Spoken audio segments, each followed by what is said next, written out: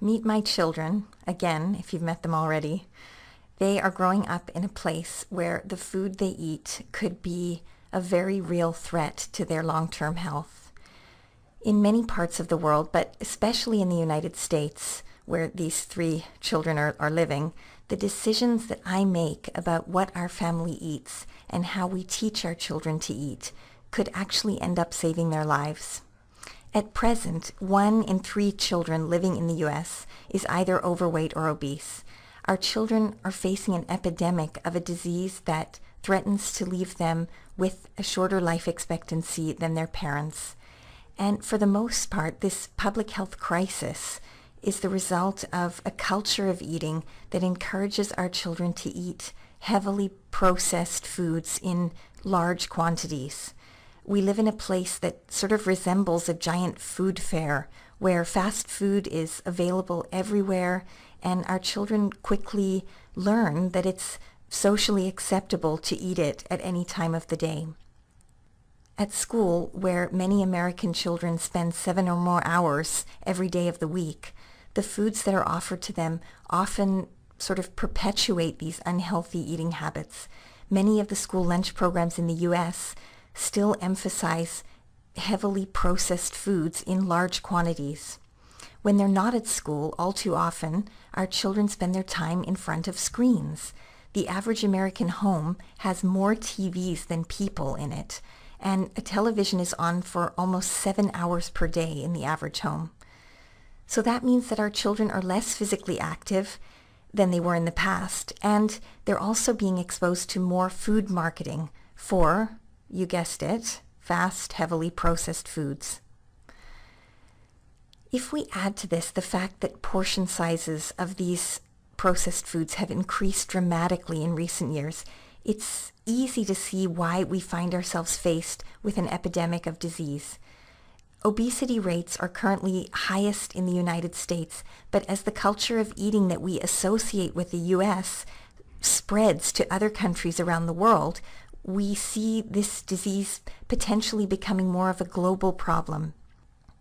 One of the reasons that we need to address this problem urgently, especially when we see high obesity rates amongst our children, is that obesity in childhood can affect almost every organ system in the developing child. Diabetes is probably the biggest concern. This is a disease that's long been associated with obesity, and it can lead to serious long-term health consequences for our children. Things like early heart disease, loss of vision, loss of kidney function, and even loss of limbs. As a parent, the threat of childhood obesity is, frankly, it's just scary. It's a largely preventable disease that threatens to disrupt my children's lives at a time when they're supposed to be in their prime. I may not be able to protect them from every danger, but I will do my very best to protect them from this one. So let's look at how we can do that. I'm going to tell you the story of a busy parent. Let's pretend it's me. Come into my house and meet my 3 children again. I often feel that there isn't enough time in the day, and I know other parents feel that way too. For many families, processed or fast or convenience foods seem like the answer to that problem. In the U.S., in fact, in 2004, we helped our children consume 7.5 billion pounds of frozen French fries, if you can believe it. And as standard portion sizes for these processed foods get bigger, our children's idea of what a normal portion looks like actually gets bigger as well. Several studies have actually also shown that bigger portions encourage us and our children to eat more than we need or even more than we want of these foods. In the U.S., we're also world leaders in the consumption of sodas and sweetened drinks. These drinks add large amounts of empty calories to our children's diets. Even energy drinks and fruit juices are surprisingly high in sugar, something that our children certainly don't need more of in their diets. And really, it's all about the amount. A small glass of freshly squeezed orange juice, for example, can be a very sensible part of a child's healthy breakfast. But in general, our children are drinking too many sweetened beverages. when the better choice most of the time would be a thirst-quenching glass of pure water. Okay, if we move out of the kitchen into the family room in this house, we see a television on. As a busy parent, it's often hard to find the time to engage in active play with our children when we come home. Sports teams and other organized activities can be expensive, and they're also logistically challenging. Someone has to get them there and pick them up. And for many families, the most feasible solution is to put the children in front of a screen where they'll not only unfortunately be sedentary, but they'll also be exposed to $1.7 billion worth of advertising aimed directly at them by the big food marketing industry. The products that these food marketers are selling to our children are more of the same: processed foods, things like sodas, energy drinks, and sugary cereals. Now, we know that parenthood has also changed in the United States in recent years. Many parents are working longer hours than they did a few decades ago, and I know from personal experience that after a long day, the temptation to stop for a quick, fast meal is huge. Most days, I'm able to find the time to cook something simple instead, but there are days when I'll stop and pick something up.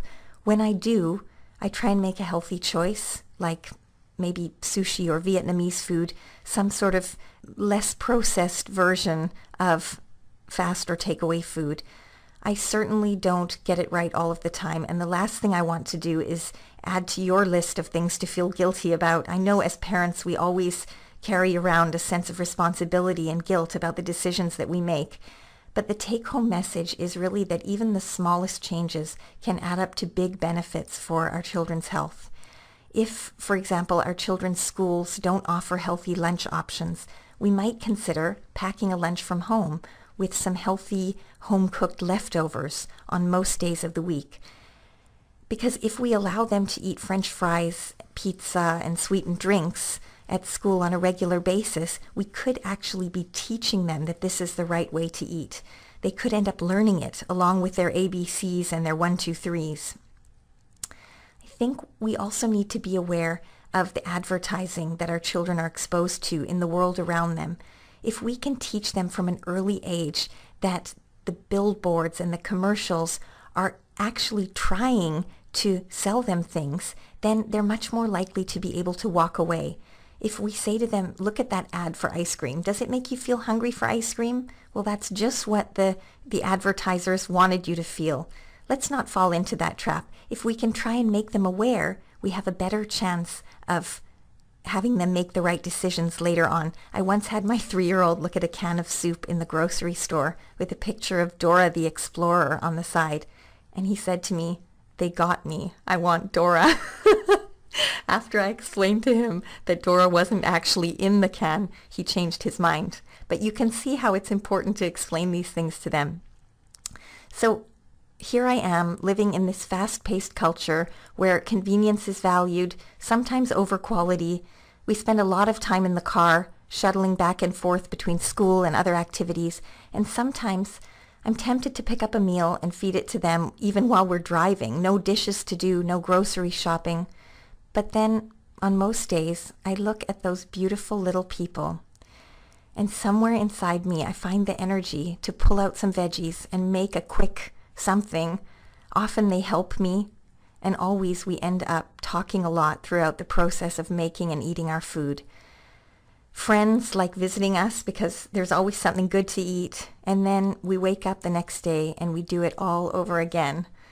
And I run out of steam sometimes, and I feed them something less than ideal, but I'm not aiming for perfection anymore.